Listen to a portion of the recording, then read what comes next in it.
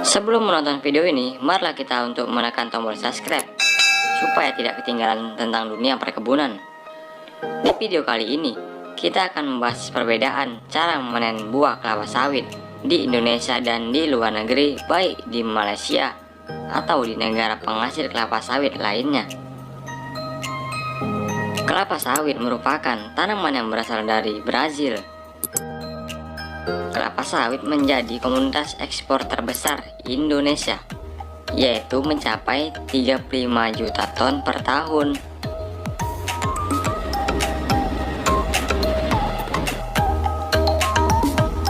Tanaman ini juga menjadi salah satu komoditas yang paling menjanjikan, apalagi dengan mesin panen kelapa sawit. Proses pemanenan kelapa sawit menjadi lebih mudah untuk dilakukan. Kelapa sawit dapat dipanen setelah berumur 31 bulan sejak ditanam.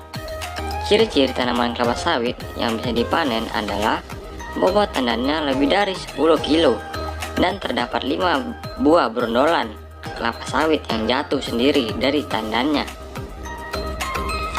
Di Indonesia, sistem cara memanen masih menggunakan manual, yaitu menggunakan egrek dan dodos yang digunakan oleh tenaga manusia.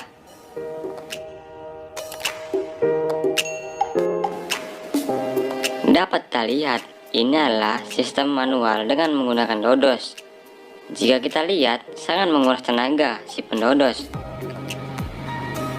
Dan sama juga halnya dengan menggunakan egrek dengan jarak ketinggian di atas 3 meter. Egrek manual memiliki galah dengan panjang antara 6-12 meter.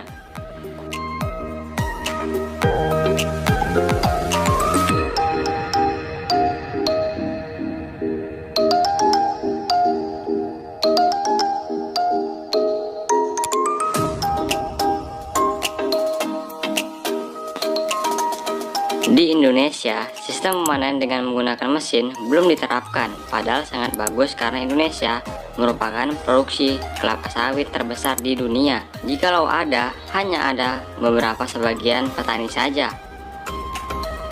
Lain halnya di negara tetangga seperti Malaysia, mereka sudah lebih dulu menggunakan mesin untuk memanen kelapa sawit. Penggunaan mesin akan meningkatkan produktivitas panen kelapa sawit. Panen menjadi lebih efektif dan efisien, dan tentunya jauh lebih aman dibandingkan dengan manual.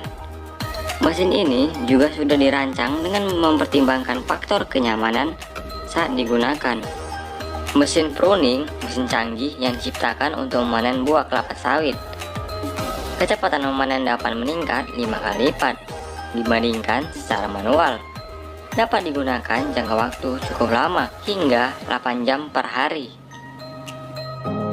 Bahan bakar yang digunakan sangat hemat, yaitu hanya membutuhkan sekitar 1,5 liter sampai 2 liter per hari untuk pemakaian mesin selama 8 jam. Dilengkapi motor 2 tak, bensin tambah oli. Dapat dioperasikan oleh para ibu-ibu dan remaja. Mesin ini terdiri dari 3 bagian penting, yaitu mesin atau motor penggerak, galah yang dapat diatur panjang pendek, mata pisau, dodos atau egrek. Itulah perbedaan memanen dengan sistem manual dan dengan menggunakan mesin. Semoga bermanfaat, dan jangan lupa subscribe, like, comment, and share ke teman-teman kalian supaya semakin menambah pengetahuan, karena akan ada video terbaru selanjutnya.